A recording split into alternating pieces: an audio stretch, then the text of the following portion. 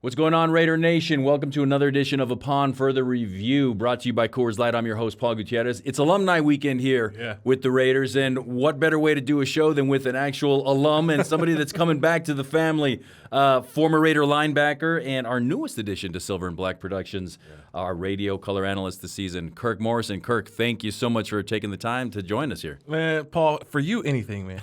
For you, anything. We go back, we go long back. Mountain West Conference, WAC days. Wow. I know, you UNLV, and for me, it's always been San Diego State. But you know what? We go way back, and for us to reconnect here in the Silver and Black, man, that's family. So great to be with you, man. Literally, no, I fully agree. And here's the cool thing about it. In the research I was talking about that I was doing earlier, your rookie season with the Raiders, 2005. Yes, 2005. That was my first season on the beat as a quote-unquote professional. I joined the Sacramento Bee 5 games into that season. Charles Woodson's last game of his first tenure with the team. He got hurt in that first game. So that was that.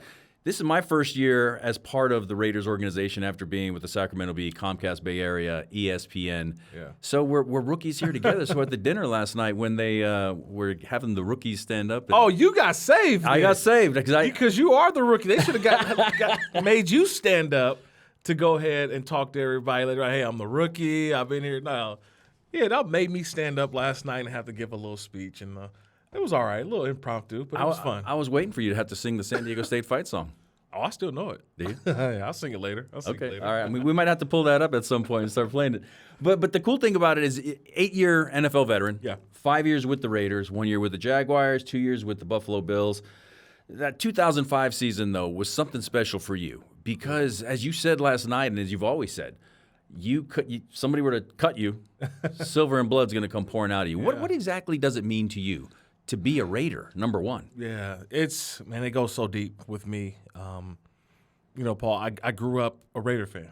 My family were Raider fans, always have been. And the Raiders had left in my early years. They were in Los Angeles, but I was still a Raider fan, even though that a lot of my friends growing up in the Bay Area at the time went over to the wine, cheese, and cracker side, right? That's what we talk about. That means 49er fans, people out there. Yep. But no, we stick with the silver and black, and that's all I knew, all I remembered.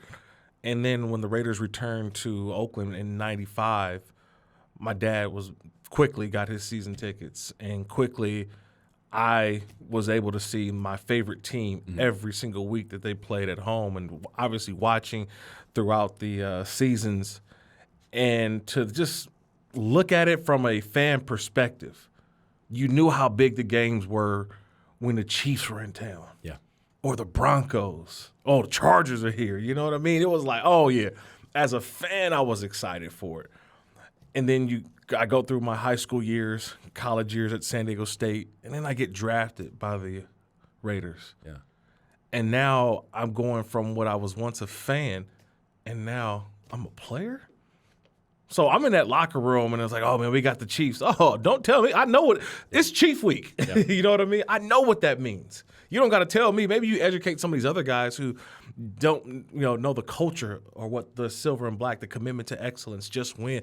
I knew what those games meant, man. So now you fast forward, and, after my career, I'm an analyst with the Raiders now, so I know what those games mean. I know what the feeling is. I know how much fun they are, and to bring that analysis of what we're going to see during game day is going to be great.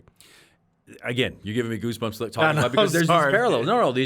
There are definitely these parallels between us in terms of that. We're of different age, different vintage, so to speak. But I grew up in Barstow, 2 hours that way. I came to UNLV, but I always thought of myself more as a little kid back when the Raiders and Rams played in L.A. As a little kid, I thought that I was more of a Rams fan. Vince Ferragamo was my guy. Wendell Tyler, even though he fumbled too much. I may have cried after the Steelers beat the Rams in the Super Bowl when I was 9 years old. But my dad was always a Raider fan. Always. And I find these old photos of myself, and I'm wearing Raider gear. Yeah. And I'm thinking, was I being groomed for this life? Was I getting ready for this? And I look back, and now to be able, like you, to join this side. And I had an interview with Tom Brady at one point, and I kind of told him my backstory a little bit and said, yeah, now I've joined the dark side. He goes, oh, no. You joined the good side. I was like, okay, Tom, maybe Tom Brady sees something that we don't. But in terms of just joining this, I mean, now to be able to be on that, we had a conversation last week in Seattle. Right. And you said that this was always kind of a career goal for you, was to rejoin the team, not only your favorite team growing up, the team you played for, was drafted by, but now to be analyzed things on the radio side as well as the TV side in the preseason. How do you really kind of compartmentalize all of that? I think you realize what your new job is. My job is to bring the analysis of the Raider organization, football and moves. And some of those moves can be trades, transactions, releases, the draft that for next season, free agency moves, like that job and compartmentalizing all of that is it's fun. It's fun because I love talking football. Yeah. It's not just Raiders football. I cover the National Football League. I do college football for ESPN on Saturdays. I am what I call a football nerd. I can just watch football all day long. Like, people ask me, what did you do this offseason? I said, well, I watched Chip Kelly's offense at Ohio State last year during the middle of summer. Yeah. You know what I mean? Because I wanted to envision Brock Bowers and Jacoby Myers and Ashton Genty and Michael Mayer, right? And Dante Thornton I wanted to envision what will these guys look like? What are the pieces going to look like within the offense? Because when you're going to take the position that I am now entrusted into in being the analyst for the Raiders, you want to see everything. Yeah. And the one thing I know about the Raider Nation fan base, this is a smart fan base. Yeah, very. Very smart. Like, they know. They watch everything. They see everything. And you have to have answers for the questions that they're going to present. Why are we doing this? What's the thought process in this? This player is better than this player. And now my job is to come in and say, well, let's look at it from different perspectives. Let's look at also the salary cap. Yeah. Let's look at how many years left on this contract. How many years are going to be left on that contract? There's always so many different factors that go into it, and that's how I compartmentalize all of it, is that knowing which hat that I'm wearing. I learned that from one of my linebacker coaches. Who's that? One of them. I can never pinpoint all of them. Right. Because I learned so much as a player. There's a lot in there. Yeah, and I bring it to me like as a father. Like, you do the same thing. Like, I just always know the hat you're wearing. And it was a metaphor for me back then that I used for life, but it referred to know the hat that you're wearing in terms of base personnel in my groupings. So, Kirk, when you hear base, I knew that 4-3, we're going to run these many calls. We're probably going to major in cover 3. We're probably going to major in a 4-man front where there's an over or under, okay? So you know the base hat. Now, all of a sudden, he says, nickel's in the game. Okay, now I got to put on my nickel coverage hat, right? And I know we're only going to see so many calls. We may see more man-to-man blitzes, right? We may see more man-to-man coverage on the outside. Now, instead of 3 linebackers on the field, we got 2 linebackers and a guy who's playing the nickel cornerback spot. So may not be able to rely on that person in the game, in the run game, right? Their focus, when you hear nickel, they're coming in and stop the pass. Let's just be honest. Right. So it may be more put on me and the other linebacker on there if we're in that package personnel group. Hey, Dime's in the game. Yeah. Well, guess what? That means it's only 1 linebacker on the field. Now I've got to cover a lot in the run game. Yeah. I've got to remember now in my head, okay, I have to, maybe have some line stunts, some things up front that allow me to stop a run or a draw because I got coverage players out there. Goal line's in. My goal line hat's on. Put the goal line hat on. Hey, Kirk, there's only so many routes I'm going to get in goal line. Right. There's only so many runs that you're going to get in goal line. But it's all about the personnel groupings that the offense may bring in. So these are the different hats that I said I've always worn, and it made me slow things down. As a young player, Paul, like, it's coming at you from everywhere, fast. You're trying to learn it all. Once it slows down for you, you're realizing you're just wearing the different hat and know the hat that you're wearing. And for me, that's what made me slow it down as a player and now even as an analyst. I do the same thing, knowing what's part of the game, like red zone. Okay, hey, this is what you can see from the offense when they're in the red zone. This is what can happen. Or a goal line, backed up, 2 minute. Just knowing the hat that you're going to be wearing.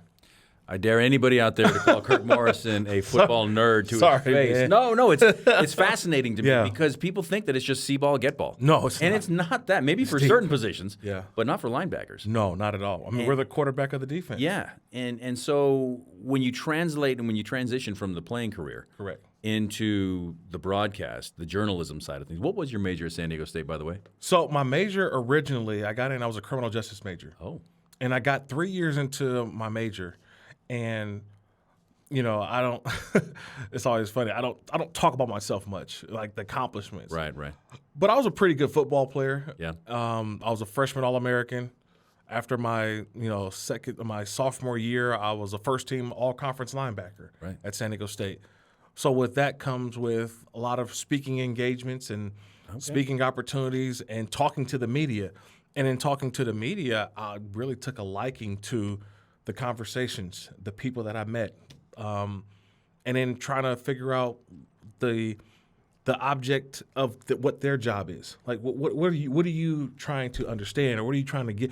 And so it fascinated me about the journalism side of it, the communication side. Well, you have to be curious. You have to have a curious personality anyways. But you understand it. Like, I know what the job of the journalist and the columnist and the reporter, like, you have to understand. And then on the communication side of it, seeing the behind the scenes of the camera. And by the time I got to my junior year, like, I fell in love with it, and I started to intern doing it. Oh, really? And I interned at the local station, San Diego Channel 4. I think it was SD4. I think that was the name of the station. But I was interning, and I was just kind of just showing me the ropes, like showing me how this works and this camera and things like that, to a point where I was doing weekly press conferences like the head coach was at San Diego State. So the coach would go, then Kirk would go. And that was really the only reason why, was because that was the only time I get free lunch.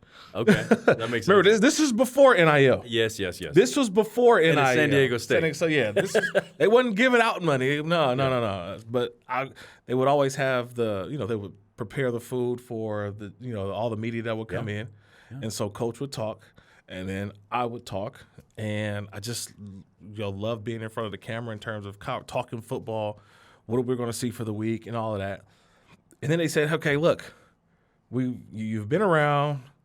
We may have an opportunity for you. I was like, okay, what's that? And I was like, have you ever broadcasted a game before? I was like, no, but I would love to. Yeah. They put me on television in a blue polo, and I called my first game, a high school game, CIF semifinals. I did 3 games for them. Now, remember, I was cheap labor. I was free. Sure. They couldn't pay me because that would be a violation of which some we sort. see in college football. But I was like, I'll do it for free. I don't care. Like, I loved it. And so I called my first game while still a student at San Diego State. So wow. That's how the journey started, to a point where I knew way back in 2004, like, oh, yeah, I know what I want to do. When you're done playing. Oh, when I'm done. Oh, yeah, When you're done playing. Yeah, when I'm done playing, this is what I'm going to finish up doing. Somewhere you got to have a VHS tape of that. I do. I have the now picture. you need to find a VCR to play. I got to find. I'll get. I always text them and say, I want to get that video, so I got to grab a hold of it, because I definitely want to put that into the archives and always hold on to it. But it is a VHS, to your point. It is not even. It's not even DVD. It is a VHS. VHS. Yeah. Better than Betamax, I guess. But so you play 8 years in the NFL. Yes. You know what you want to do, and I would imagine that you're a rare breed, so to speak, because how many NFL guys are actually thinking about what they want to do when they're done playing, let alone already have experience in it? Right. So when you get to the end of your playing career, I guess just tell the listeners exactly where you went. What's the resume of Kirk Morrison in terms of everything he's done since then? Because you've done some pretty high-profile things. Yeah, and a lot of it is kind of the beginning evolution of the social media era. Yes. Too. Okay. I remember back in 2009, I was one of the first NFL athletes on Twitter. Yeah.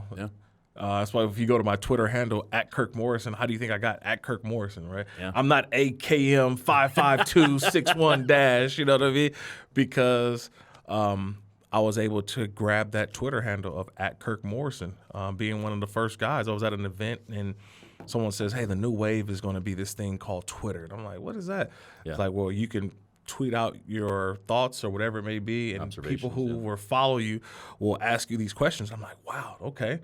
And I started it early on in my career. I remember this was 2009, so I remember, or maybe in 2008. It was early on, but I remember going into the locker room and it was like, "Oh, watch out for Kirk. He on Twitter, y'all.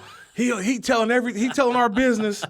I'm like, no. I'm telling you, fellas, this is the way. And I remember guys were kind of like laughing at me, whatever. No, I'm not doing that. And I remember a year later, they were like, "Hey, man, can you follow me on Twitter?" I was like, "Get out of here."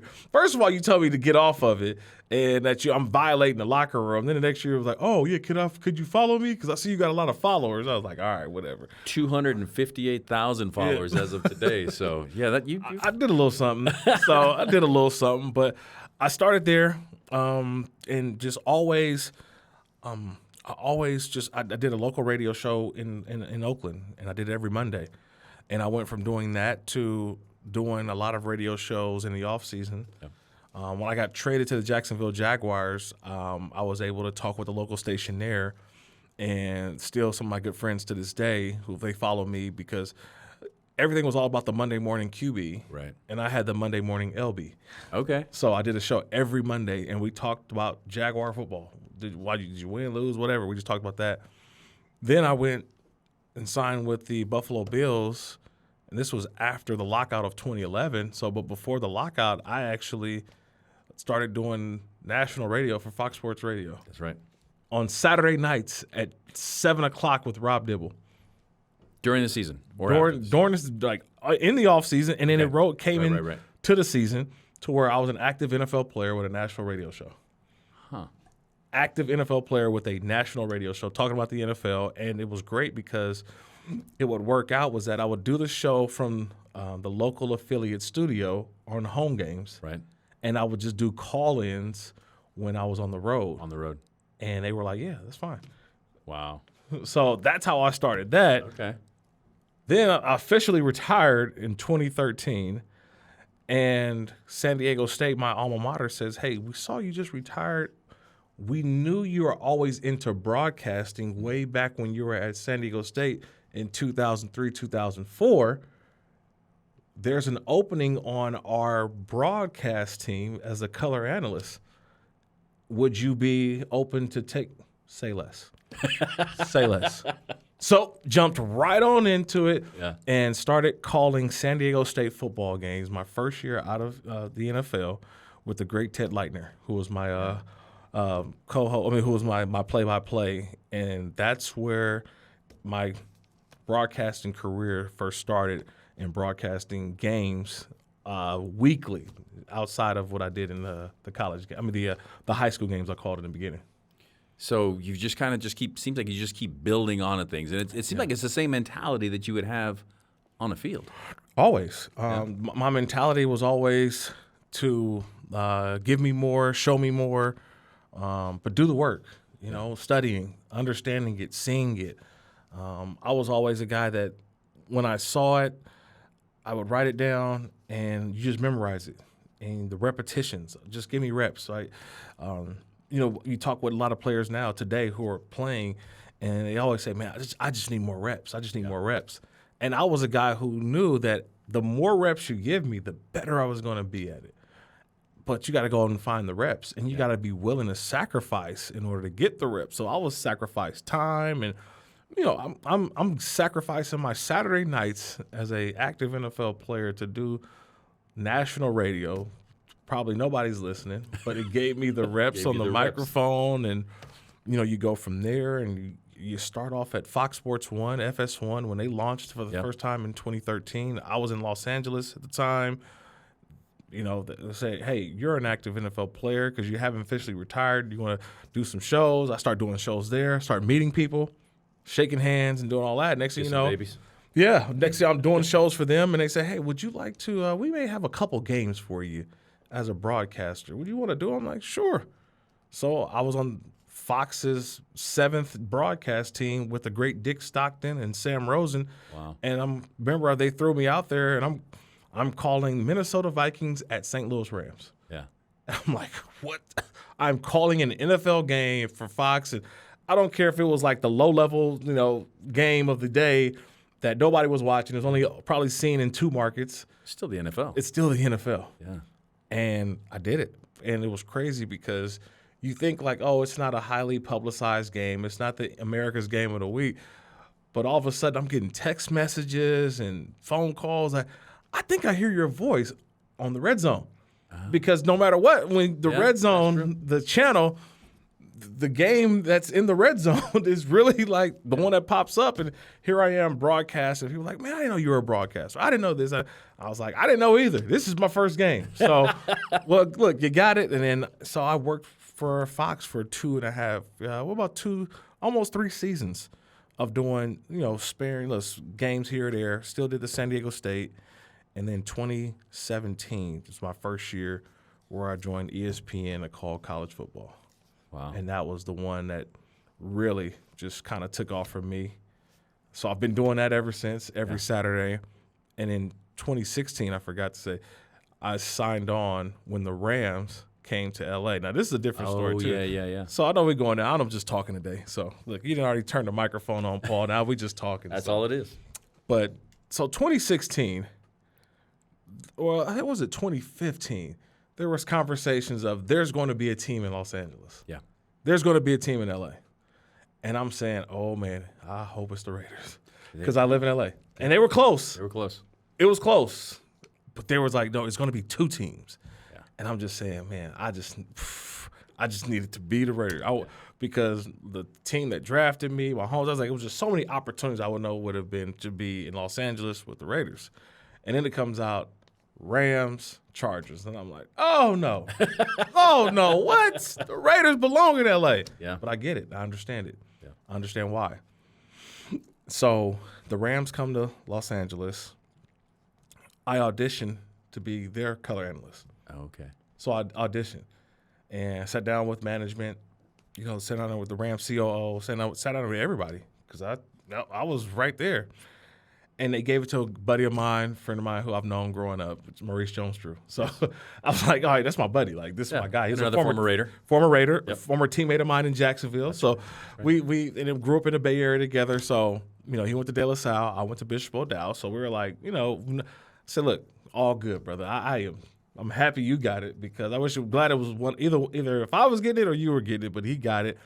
And I wasn't ready at the time to do that job. So, again, I just did the pregame, halftime, and postgame for every Rams game since 2016. Okay. I've done every game. So I've went through the playoff appearances, coaching changes, the hiring of Sean McVay, a Super Bowl championship, went through all that ride with them. Yeah. But I've always said I wanted to be a color analyst for an NFL team. Most importantly, I want to be it for the Raiders at some point. I didn't ever know if that opportunity would ever come. It wasn't like I was campaigning for it. It was like, if that ever was a possibility, just always think of me. Yeah. Let me put my name in the hat and let me interview for it. And next thing you know, man, it's like I get a call and say, hey, would you be interested? And I was like, you don't even have to ask that question. Like more than that. I am a Raiders broadcaster already, I felt like. And so the time has just been perfect where I'm at in terms of my career. I know who I am as a broadcaster. I know who I am in terms of what the listener, the viewer, the fan, I bring so many of those worlds together. That's awesome. So now I can't let you go without analyzing at least one position group, and obviously we got to look at all of them. I got it all. Yeah, but let's focus right now though on the linebackers because that's your all group, and it's a rebuilt group. It's a veteran group. Yes. Rebuilt from outside going in from E-Rob to Devin White to Jermaine Pratt to even now Jamal Adams. Yeah. When it comes specifically to that group, what do you see as what's the ceiling like for that group potentially? Because they got a lot of pelts on the wall. Ooh. But they got a lot of pelts on the wall. Yeah. They got experience. Yeah. So I mean, I think you have to actually go back a little bit more. You go back to when Pete Carroll takes the job and John Spytek takes the job as general manager. So you got a general manager, a head coach, and they're trying to build a team out. You have what's on the roster? Well, we've got Divine Diablo, we've got Robert Spillane. These guys are going into free agency. Yeah, and it's like, you know what? They even in a down year with the Raiders, those guys played well enough that they couldn't afford them. Yeah. You know what I mean? Robert Spillane goes and gets a big deal with the New England Patriots. Devon Diablo takes over down there. Is doing well with the Atlanta Falcons from what I've read so far. He's going to be a part of that group. So the Raiders have to go find a new linebacking core. Yeah. And you got to look for it. You got to find it. Elandon Roberts was a guy who they sought out and did a great job with the Pittsburgh Steelers last year. Really brought the hammer. Was more of a first and second down linebacker. They had some other guys who kind of play in the passing game, but he's capable of doing that. But he's a leader. He's fierce. He brings 2 Super Bowl championships to this roster. Knows how to get it done. Has played in some big divisions. No brainer. You add him. Then there's Devin White. Kind of like, which Devin White? Right. If I say Devin White, you say, oh, yeah, former, top NFL draft choice. Top 5 guy. And, yeah, top 5 guy. And you're like, a Super Bowl champion. Yeah. Has that experience. And then you're like, well, he hasn't played well the last couple of years. What's wrong? What's going on? And Devin's already said, look, I've battled some things over the last couple of years mentally, physically. I'm healthy. I'm back to who I am.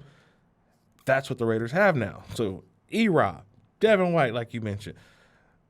And then all of a sudden, the Cincinnati Bengals have to release Jermaine Pratt. Mm-hmm. And people in Cincinnati were, he was a guy who made tackles down the field. He wasn't a playmaker. This and that. Let's be honest. Sometimes they don't call it cap casualties. Right. But when you just pay Jamar Chase and T. Higgins, and then you still got to pay Trey Hendrickson, you've got to get more. And the term my brother always tells me says, never say the word cheap. Yeah. Never use the word cheap. My brother who's in finance says never use the word cheap. Use the word cost efficient because it sounds better. Yeah. Sounds a lot sexier, right? The Bengals had to get more cost efficient at some positions. So Jermaine Pratt and the number that he was going to make there was probably not what they wanted to do because they got to put that money toward Trey Hendrickson, toward Jamar Chase, toward T. Higgins. So he becomes a cap casualty. The Raiders pick him up. And now you've got 3 linebackers in this core that have Super Bowl experience, that have played in that game. Jermaine Pratt started in that Super Bowl for the Cincinnati Bengals against the Rams a couple years ago. And you mentioned the pelts on the wall, but they're still fairly young in the National Football League, and especially in what they're going to be asked to do. Now, you get to training camp, and you're saying, well, Jamal Adams keeps calling us about making a return. Yeah. And you look at what you have in the competition, and they say, well, Jamal, we want you to come here, but we want you to play linebacker. And if people have never sat down on the couch without having a job and you're trying to get back into an occupation you already played in, you're humbled, you're grateful, and you'll take anything. Yeah. So you tell Jamal Adams, hey, we got a spot for you, but it's linebacker. I'll take it. Yeah. And I'm going to be the best linebacker I can be. And we've seen that throughout training camp. Very active. What was supposed to be a position that maybe looked weak, I think maybe one of the strongest positions on this team. And you've already still got a young Tommy Eichenberg who's hit the reset button. You got an undrafted guy in Matt Jones, who I was really big on coming out of Baylor. And then Lindenberg as well. Yeah. You've got a linebacker that went to Minnesota, and Lindenberg, who played Big Ten football for the last 5 years, right? Yeah. So you have that experience. Amari Gaynor, is special teams wise, he's going to be out there. Jalen Smith is a veteran. So I can go on the list of on and on about how each guy is contributing to what I think is a much different and a much better looking group overall. Right. Maybe last year you had 2 frontline guys, but I'm looking at this group as a whole for 2025 and saying, man, there's competition, but there's going to be some good linebacking play on guys who have a chip on their shoulder and just have a lot to prove, too. Yeah. A lot to prove. Well, there's no doubt that that's the kind of analysis that Raider fans are going to get on the broadcast, and it's deep. It goes deeper than that. I want to finish off with this, though, Kirk. Sure. We go back to your rookie season, my rookie season on the league, 2005. You look at the roster, you look at the stats, you look at Norv Turner being the coach. You had Kerry Collins at quarterback. He was bench start away at the Jets, unfortunate game, from throwing for 4,000 yards. Right. You had Randy Moss, 1,000 yards receiving. You had Lamont Jordan rushed for 1,000 yards. Yeah. You had Derek Burgess, 16 sacks. Yeah. How did you guys go 4-12? That's always been the thing to me that I'm like, what happened to that team? And it was my first year on the beat. I'm like, trying to get my legs under me and trying to figure it out. But when you look back at your rookie year, I mean, what happened that year?